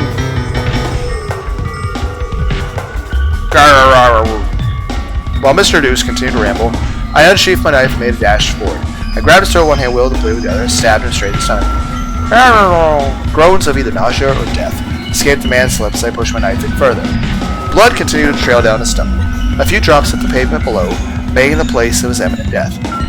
His eyes slowly began to close, and at last I got shot in the stomach. With the last of his strength, Mr. Durst pulled the trigger in his hands. I looked down at the wound, shocked and unable to process what had just happened. But even without my mind putting the pieces together, my body already knew what had awaited me. I fell to the ground next to my supposed victim, unable to muster the strength required to stand. As I drifted into the next life, I soon followed out. Okay. Professional failure. Failure first made kill. Bad end, shot by Mr. Durst. I got an achievement. Okay, can I go faster? It's like, aren't you going to read the credits? When we actually fully beat the game. Okay, my initial instinct was correct. No, I'd better keep my distance. I wouldn't want to get caught out at this point. I've come too far to get careless now. After a few minutes, my target emerged once more. He's probably dispirited alley vomit to the piss. Both are distinct possibilities, considering how much time he spent in that damn bar. Speaking of which, he isn't looking too sturdy. Too much alcohol? Not enough of pretty much anything else. Flintstones vitamins! And that isn't necessarily a bad thing, considering why I'm here. Slowed reflexes, impaired motor function, clouded judgment. He's just making my job easier, at least in theory. Mr. Durst stumbled down the street, wobbling from side to side as though he might fall over at any moment. He corrected himself a few times as he wandered dangerously close to the road, narrowly avoiding passing cars and street signs. Do I even need to be here? I mean, he's going to assassinate himself. A little closer to the road, he really might end up getting himself killed. But if a car does my dirty work, do I still get paid? I continued to follow my target discreetly, always far enough away that he couldn't hear or see me.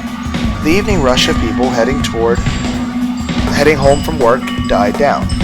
Before long, there were only a handful of other people out on the streets.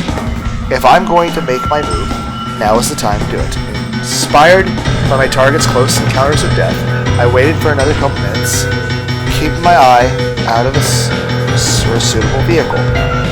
Anything too small or going too slowly would not only fail to kill the man, it would put unwanted focus on him, making a second attempt impossible. So we're going to push him in front of a vehicle!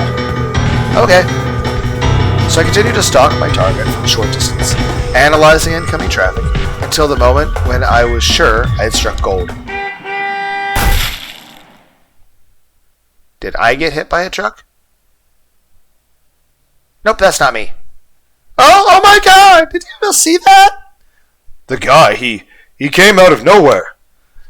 As an evening bus driver sought to complete his rounds, I shoved my target into oncoming traffic. I then quickly hid myself back in the shadows of the night, watching as a poor, unsuspecting driver did my dirty work for me. The bus driver held his head in his hands, muttering incoherently to himself, unable to believe what had just happened. The few passengers on the board seemed too scared to get out of the bus, let alone get a closer look. They all remained either focused on the corpse or intent on not seeing a thing until the gruesome sight had been removed. I waited around for a short while to gauge the reactions of passengers and listen in on their observations, but not once did any of them mention seeing the man get pushed. He came out of nowhere, and it all happened so fast. It was a horrific incident that nobody on board would soon forget, despite only knowing half the story. As far as they were concerned, a drunk man stumbled in front of a bus and ultimately met his demise. Though not in the anticipated manner, and certainly not as quickly as I would have liked. My target was killed, and my presence was never known. All in all, my first paid kill was a success.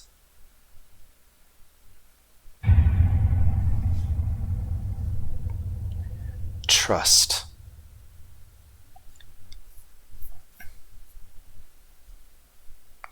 The next day, Tuesday morning, September 27th. After a day of exasperation and boredom alike, my return home last night was beyond welcome. I had lost more time than I thought while stalking my prey, and my return was anything but prompt. Even though I wasn't directly responsible. I'm pretty sure that still counts as being directly responsible. It's kind of like Batman. You know, I was about to say Ben Stiller. Why can't I remember his name? Why can't I remember that guy's name? The trilogy, the Batman Begins guy. Like, I've watched him in so many other movies. I mean, he's also in he's in a dozen other movies I've watched. Why can't I remember?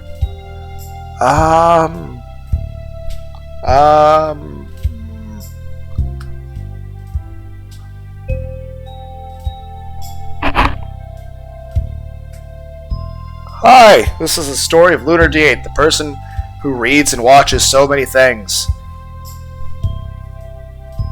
but also tends to just forget things. Trying to imagine the name, and the only thing that keeps coming out was Ben Stiller. I'm like, that's not Batman! It would have been a very different movie.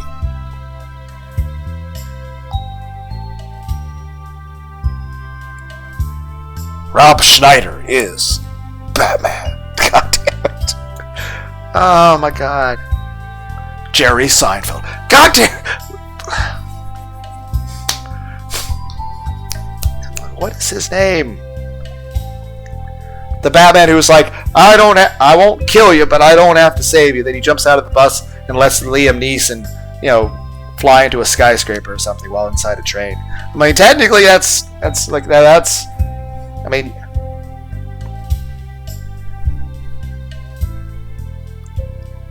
it's also not Bruce Campbell. It's also not Steve Buscemi.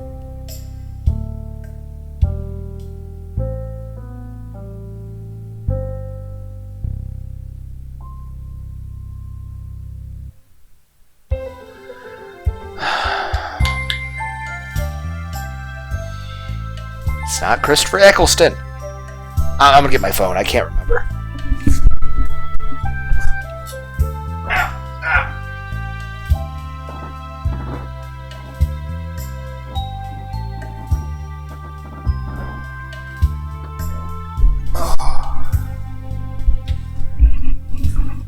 I'm back. I was like really stubborn. I was like wanting to remember it on my own, but I can't. So I'm just gonna go to Google on my phone. Let's see. Just type in Batman Begins.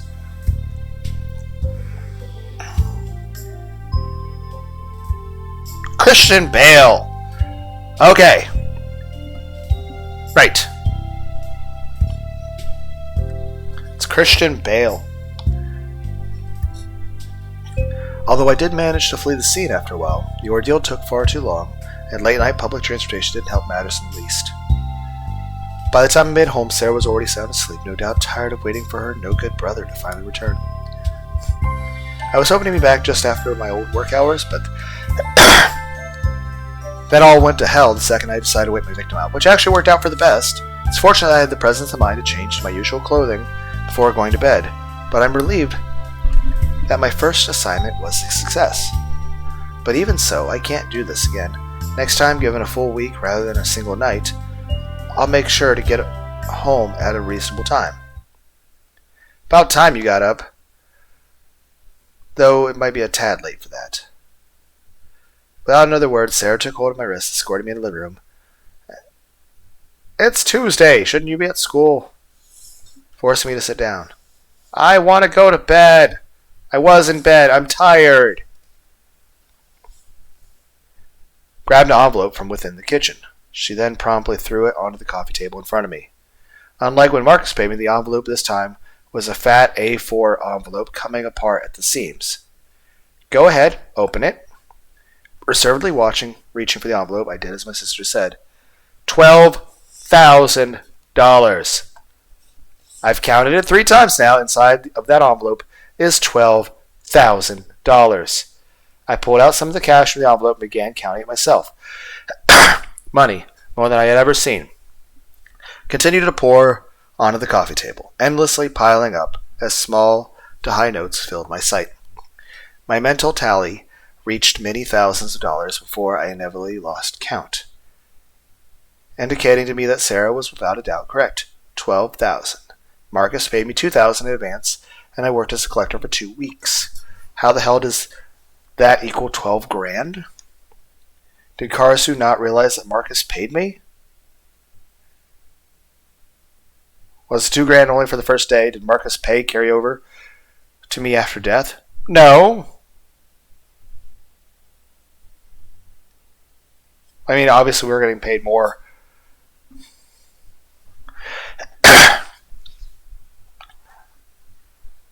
What is the value of the dollar in this world? What is inflation here? Surely last night's job wasn't factored in. Could it be that Karasu is lining my pockets? Whatever the case, if I can look forward to this kind of pay going forward, then stare. All right. Now, this is going to be a problem. I can hardly believe this myself. How am I supposed to explain to Sarah? No honest job pays as well. Sarah knows that as well as I do. Well, I sold a lot of cookies. I guess I can only play dumb. Where on earth did you get this money? 12 grand doesn't just show up on your doorstep. It does when you inhabit the residence. No, I naively believed you last time, but this much? You aren't going to lie your way out of this. Shit. Today's gonna top last night, isn't it? Just my luck. Look, just calm down for a minute. Why are you so angry? This is obviously a mistake. Why am I angry? You come and go throughout the day, disappear all night, and without telling me a damn thing. Then yesterday, an envelope full of cash shows at the doorstep, and you thought I'd just ignore it? Damn it. Just what is her problem? 12 grand shows at the doorstep, and she complains? Anyone else would be jumping for joy. Look, I can tell you how I got the money, okay? You just have to trust me. Trust you? You sneak back in the middle of the night, smelling like blood and sweat, and you expect me to trust you. But Sarah, you stay right there. You aren't going anywhere until you tell me exactly what's going on. Alright, that's it. I don't have to sit here and take this. I love my typically angelic sister, but when she gets like this, even I can't put up with Sarah. When she jumps from ecstatic to pissed in 2 seconds flat. Where do you think you're going? I mean, she does have a right to be upset in this situation, though. I tried to walk past Sarah, but she adamantly refused to move.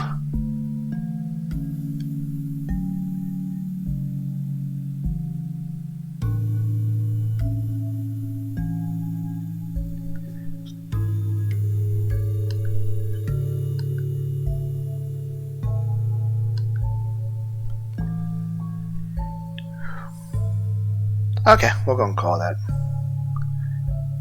Next time on Dragon Ball Z. We go back to bed.